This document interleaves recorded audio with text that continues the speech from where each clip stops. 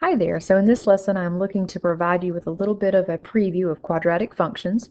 Quadratic functions come in two forms, standard form and vertex form. And so I want to introduce you to that here in this preview, as well as get you a little bit better acquainted with their graphs. And that really should already, the graphing part of it should already be kind of in your toolbox, because we've been talking about transformations and we've looked at a quadratic function. If we haven't already called it a quadratic function is y equals x squared. Now, of course, we can put coefficients in front of that x squared. We can add things out here, beside it. But if you have an x raised to the second power, you're talking about a quadratic. And quadratics are your parabolas, or a U-shaped curve, however you want to refer to it. So like I said, I just want to take a deeper dive here in this particular section to get you better acquainted with the formulas themselves and how you can pick out certain features from the formula, such as the vertex and your x and y intercepts. Which way does the parabola open? Just by looking at the equation without having to do any graphing. Okay, so here in example 1. They want us to sketch the function using transformation. So building off of what we've already talked about here in this unit. And then we're going to state if the graph opens up or down. We'll give the location of the vertex, the equation of the axis of symmetry. Remember, the axis of symmetry is going to cut your graph in half. And it wants to know how many x-intercepts the graph will have. Okay, so looking here at letter A, we have f of x equals x plus 4 squared minus 2. Our parent function here then is f of x equals just the x squared. All right, and then like we talked about in section 2.5, okay, well, think about our transformations here. This positive 4 on the inside does what to you? What to the graph? It shifts us, you remember? Because it's a positive 4, it shifts us left 4 units. Remember, inside parentheses behave opposite, left and right behave opposite of what we expect. Outside parentheses behave like we normally would, so that minus 2 is going to shift down 2 units. All right, so here's what I'm going to do. I'm going to we know that I'm going to pick us our 3 points. So we got 0, 0, and then 1 squared is 1. Negative 1 squared is also 1, and we'll just do one more. 2 squared is 4, so 2, 3, 4, 2, 4, and then negative 2, 4. All right, so here's our parabola. That's our basic parent function. That's just the graph y equals x squared. Now let's apply these transformations. I want to shift it left 4 units, so 1, 2, 3, 4 units. So take all these major points and shift it left 4 units. A different color here, so just thinking, okay, here's my new vertex, and I'm shifting it left 4 units. Think of this point here. I'm going to shift it left, so 1, 2, 3, 4 units. This one's going to get shifted 4 units as well, so here's 2, 4, like that. And then I'm just going to, see, this would be 1, 2, here, just try to be, it doesn't have to be perfectly precise, but you get the idea. This takes care of my left shift, okay? Now from there, I want to shift it down 2 units. I'll use a different color. Take these major points and shift it down 2 units, so come down and just move that vertex down 2 units. Now move your major points down 2 units, so from positive 1 down 1, so then it'll become negative 1. Okay, and once you've got it, several points there, these are at 4, so down 2 units, so they'll be at 2 and 2. That would be our final graph. Okay, I just wanted to kind of just revisit our transformations, and just like I said, just so you can see how everything's all interrelated. So now I'm just going to label this graph right here. This is our f of x. Okay, I won't write it all out. That's our f of x. Now from this graph, we can easily tell, which way does it open, up or down? And hopefully, it's opening up. We'll talk about in just a second that I technically didn't even have to graph this to know that it was going to open up. The vertex, I want this ordered pair right here. Okay, so that's what I was really trying to be precise with my vertex here. So you remember we shifted it to the left 4 units, and then we went down 2 units. So this vertex here is -4, -2,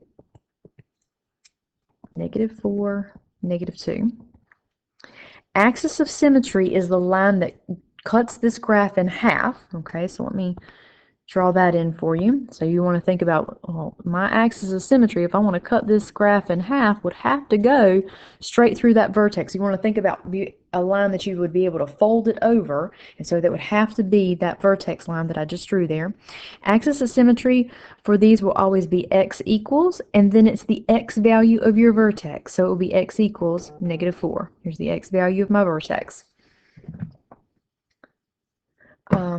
Now, in the last part here, I ask you, well, how many x-intercepts does it have? I'm not asking you to find them at the moment. I'm just saying, how many does it have? Remember, x-intercept, where you cross the x-axis.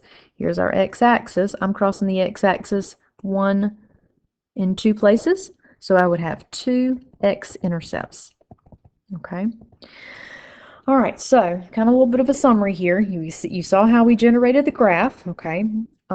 Now from here, in terms of how could we have known a little bit of this information without having graphed, okay, this is what is referred to as vertex form. The number in front of your x squared, so whatever number is sitting out here, if that is positive or negative, that tells you which way your parabola opens, and it's it's right in line with what you would expect. If it's positive, it opens up. If it's negative, it opens down. Okay, so sure enough, this parabola opens up. The vertex is associated with what's in parentheses and what's on the outside. Notice how what's in the parentheses, I have the opposite sign, and what's on the outside, I have the exact sign. Kind of like what we're doing when we do our transformations. When it was a +4, we shifted it left 4 units. When it's outside, we go down the direction that we expect. So this is, like I said, this is in vertex form, and so you always take the opposite of what's in parentheses. That's the x value of your vertex, and then whatever's sitting out here, that's the y value of your vertex. And like I mentioned, axis of symmetry is always x equals the x value of your vertex. And then how many x-intercepts? That you really are only going to be able to get from drawing yourself a rough sketch, okay, like you see here. So I would encourage you now to pause the video and look at letter B there. And then the question at the end, I've actually already answered for you, because I'm saying, okay, do you notice any correlation between the function that you were given, and when I say the function that I was given, I'm talking about this f of x here, your f of x there, and the vertex, okay? And so what I was just trying to explain to you there is that there is a correlation, and you will always take the opposite of the value in parentheses and keep the value outside. And if we flip it over, and like I said, you pause the video, you try letter B. Now I'm going to go ahead and flip it over and look at next page. At the top, you see what's referred to as the general form of a quadratic in vertex form. So this is vertex form, y equals a parentheses x minus h squared plus k. A quadratic written in this form always has a vertex at h comma k. So let me highlight that for you. This is vertex form, and the vertex is always at hk. So notice how I took the opposite of what's in parentheses. My h here is negative, so I took a positive h, and then I kept the sign on my k. So it's always opposite h, keep your k. Opposite h, keep your k. All right, so in letter A here in example 2, is this graph going to open up or down? Again, that is associated with your A out front. Get myself back to a pen.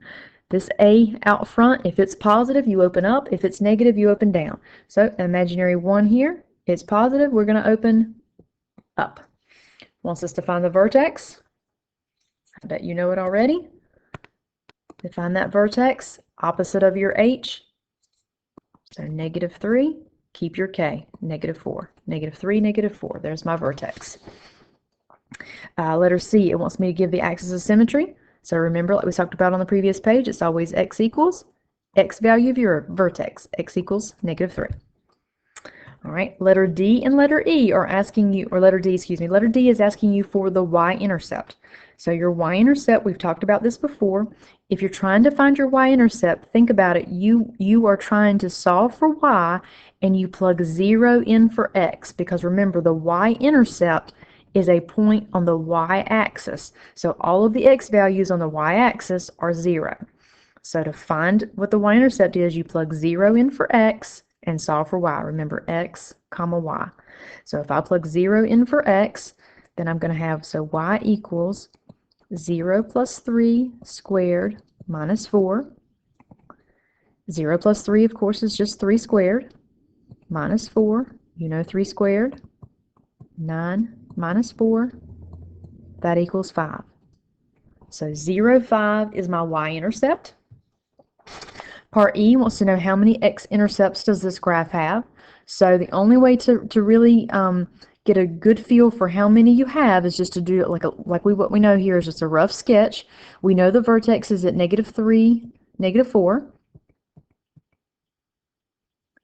We know that the y-intercept is at 5. 1, 2, 3, 4, 5. We know that the parabola opens up. So that's all we need to do. We know it has to pass through this vertex and this y-intercept, and it has to be facing upward. So from that little rough sketch there, we don't have the correct x-intercepts, but we know, wants to just know how many at this point. How many? It's going to have 2. Okay.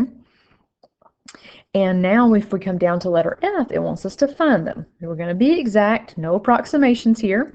So just like whenever we found our y-intercepts, we let x equal 0. So if you're going to undo that now and you're going to find your x-intercepts, if you're trying to find your x-intercepts, remember it's still x comma y, but if you want to find your x-intercepts, you're trying to solve for x. So that means this time y equals 0 and you solve for x.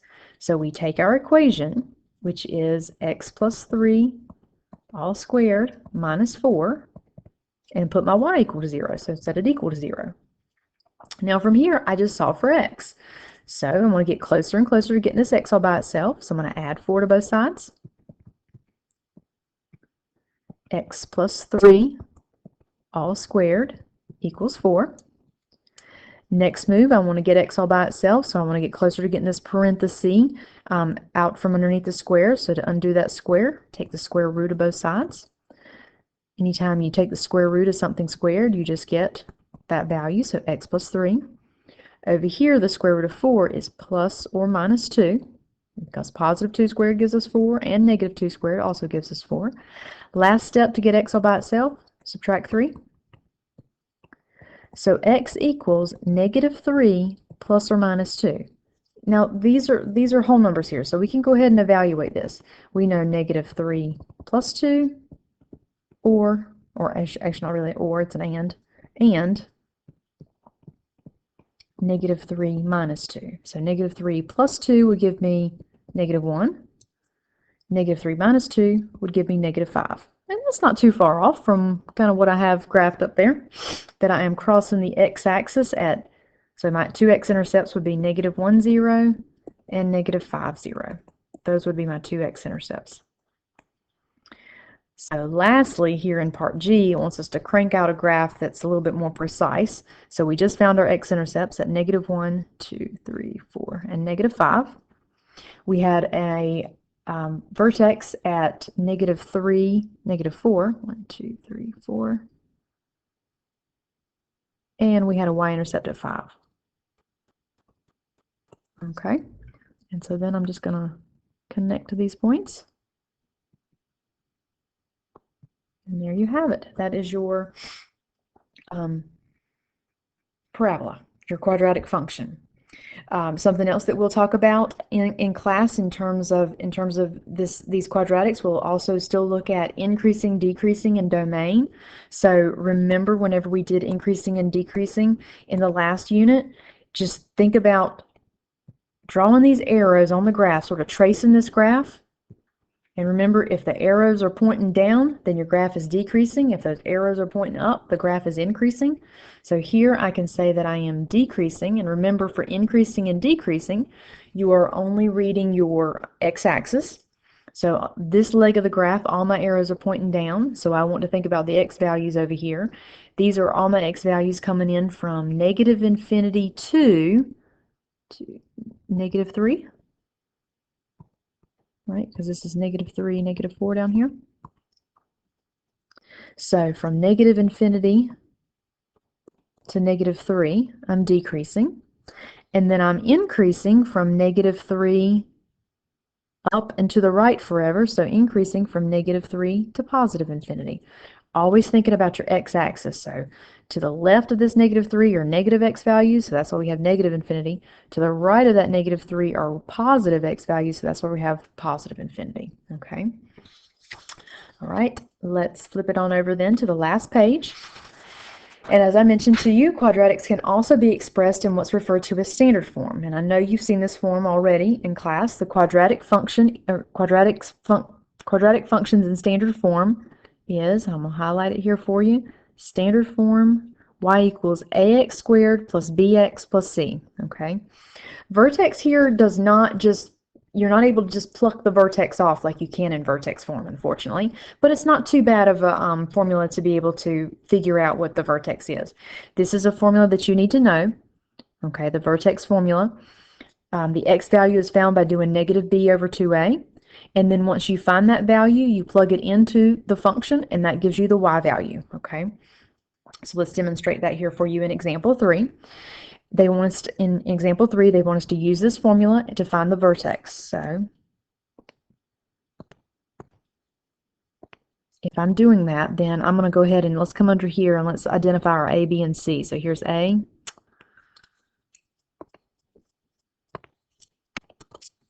Here's A, B, and C. So the x value of the vertex is equal to negative b over 2a. Just like I like to say opposite b instead of negative b, because sometimes that helps me in terms if my b was already negative. So opposite b over 2a. So opposite b, so I'm going to put in negative 2 over 2 times a. A is, remember, imaginary negative 1 there, so, or imaginary 1 there, the negative's already there. So then clean that up, negative 2 divided by negative 2, and that gives us a positive 1. So vertex x value we know is positive 1. We need to find the y value. And so what I was referring to up here in the formula, it just says take your function and evaluate it at 1. Everywhere you see an x, plug in 1. So you have negative 1 times 1 squared plus 2 times 1 plus 15. So of course 1 squared is 1. So you have negative 1 times 1, 2 times 1, of course, plus 15. Negative 1 plus 2 plus 15. Oops, got ahead of myself. Should land you at 16. There you go. So I have a vertex here at 116. That's my vertex. All right. Moving on down then to the next piece. It wants to know how many x-intercepts will this graph have. So let's just do a little quick rough sketch here. We know, looking at our parabola, we know where the vertex is. The vertex is at 116. This parabola opens up or down. We know that, you know, this is a point on the parabola itself, and because this a term here is negative, it opens down. So it has to go through that vertex and open down. So that tells us then I have to cross that x-axis 2 times. So I would say here, well, not really 2 times. It does cross it 2 times, which indicates that we have 2 x-intercepts. And I would say, how do we know that? From the location of the vertex and the direction of the opening. And direction of the opening. Like, for example, if this had been a positive 1 in front of that x squared, the vertex, like let's just say we had the same vertex, and our vertex is here, and that had been a positive. If that had been a positive, then I would have opened upward, and I wouldn't have had any x-intercepts. So it is, and really what that means then is you have imaginary x-intercepts, okay? But anyway, nevertheless, just wanted you to know that, you can have cases where you would have a different scenario than having just 2 x-intercepts. How would you find these x-intercepts? Just like we did in the last problem. You're going to set y equal to 0 and solve for x. So for our function here, we have negative x squared plus 2x plus 15 equal to 0. I don't like to work with a negative leading term, so it's legal to go in and change all my signs. So x squared minus 2x minus 15 equals 0. Now, you can use quadratic formula here if you like. I prefer it as just a factor. So if I'm factoring here, the only way to multiply to give me x squared, x and x. Most common way to multiply to give you 15, 5 times 3. On the outside, x times 3 gives me 3x. On the inside, 5 times x gives me 5x. My goal is to get a negative 2x. That's the middle term. So since I need to get a negative 2, which number do I need to make negative? Hopefully you agree that's got to be the 5. So 5 is negative and 3 is positive. And then the last double check, negative 5 times positive 3 will give you negative 15. Now we set both of those equal to 0. So we set x minus 5 equal to 0 and x plus 3 equal to 0 and solve for x. So we add 5. X equals 5. We subtract 3. So x equals negative 3. 2x, those are the two x-intercepts then we have at positive 5 and negative 3. Those are our two x-intercepts. Okay. All right, well then I'm going to let you do the last example then with your by the solution key to check yourself. Okay. All right, let me know if you need anything. Thanks a lot. Bye.